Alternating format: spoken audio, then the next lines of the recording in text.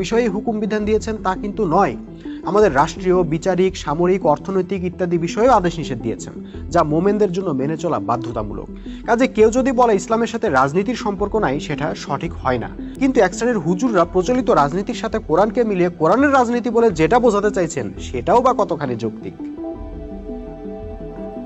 প্রিয় বন্ধুরা, আমরা সবাই জানি বর্তমানে রাজনীতি বলতে যা বোঝানো হয় বা রাজনীতি শব্দটা শোনা মাত্র আমাদের চোখের সামনে যে দৃশ্যপট ভেসে ওঠে, তার সাথে কোরআনের বা ইসলামের দূরতম সম্পর্কও নাই।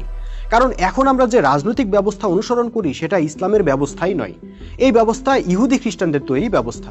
এই যে অনেকগুলো রাজনৈতিক দল থাকবে, এসব দলের নেতারা মিটিং মিছিল করে গণসংযোগ করে ভোটার তৈরি করবে, তাদের অনেকগুলো মার্কা থাকবে, লোকেরা নমিনেশন কিনে প্রার্থী হয়ে রাস্তায় রাস্তায় ভোট চেয়ে বেড়াবে, এমপিরা সংসদে বসে আইন তৈরি করবে, একদল সরকার গঠন করবে, আরেক দল হবে বিরোধী দল, তারা শুধু সরকারের সমালোচনা করতে থাকবে, মতের সাথে মত না মিললে হরতাল হবে, অবরোধ হবে, পিকেটিং হবে।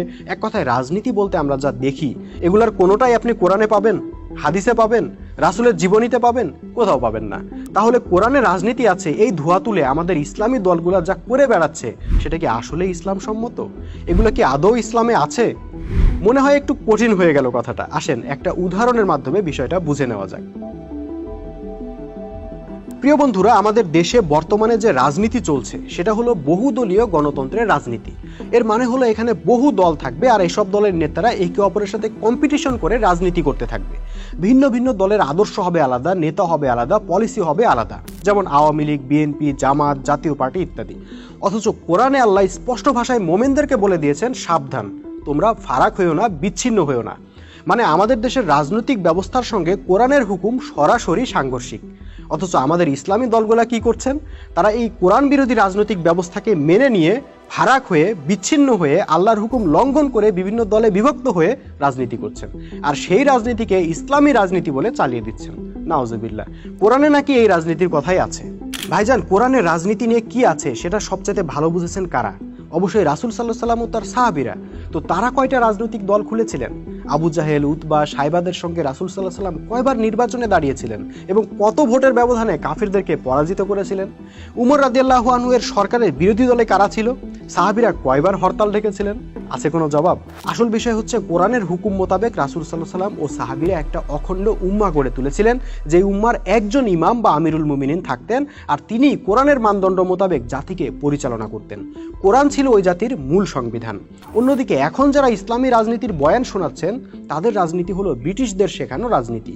এরা তো ভাই কোরআন থেকে আসেনি বা ইসলাম থেকে আসেনি। তাহলে এই রাজনীতিকে আপনারা কোরআনের রাজনীতি বা ইসলামী রাজনীতি বলছেন কিভাবে?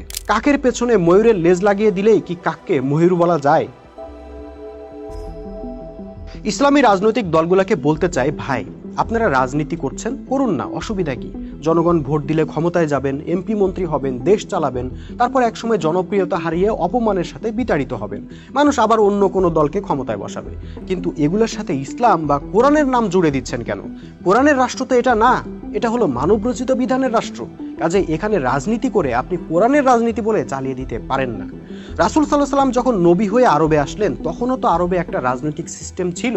সেই সিস্টেম মেনে নিয়ে রাসূলকে আরবের নেতা হবার প্রস্তাবও দেওয়া হয়েছিল, কিন্তু রাসূল সাল্লাল্লাহু আলাইহি ওয়াসাল্লাম সেই সিস্টেম বয়কট করেছিলেন। তার সাহাবীদেরকে নিয়ে তিনি আল্লাহর দেওয়া সিস্টেম প্রতিষ্ঠার লক্ষ্যে সংগ্রামে নেমেছিলেন, এবং সেই সংগ্রামে যখন তারা সফল হলেন, আল্লাহর দেওয়া সিস্টেম প্রতিষ্ঠিত হলো, সেই সিস্টেমের আন্ডারে সাহাবীরা রাষ্ট্র পরিচালনা করেছেন বা রাজনীতি করেছেন। সেটা ছিল ইসলামী রাজনীতি বা কোরআনের রাজনীতি। আর আপনাদেরটা থাক, আর মনে কষ্ট না দেই। প্রিয় বন্ধুরা, আজকের ভিডিওটি কেমন লাগলো জানাতে ভুলবেন না। কমেন্ট বক্স ছাড়াও চ্যানেলের অ্যাবাউট সেকশনে থাকা হোয়াটসঅ্যাপ লিঙ্কে গিয়েও সরাসরি যোগাযোগ করতে পারবেন আমার সাথে। ভিডিওটি ভালো লাগলে অবশ্যই শেয়ার করবেন এবং পরবর্তী ভিডিও পেতে চ্যানেলটি সাবস্ক্রাইব করে রাখবেন। আজকের মতো বিদায় নিচ্ছি। সবাইকে আল্লাহ হাফেজ। সালামু আলাইকুম ওয়া রাহমাতুল্লাহি ওয়া বারাকাতুহু।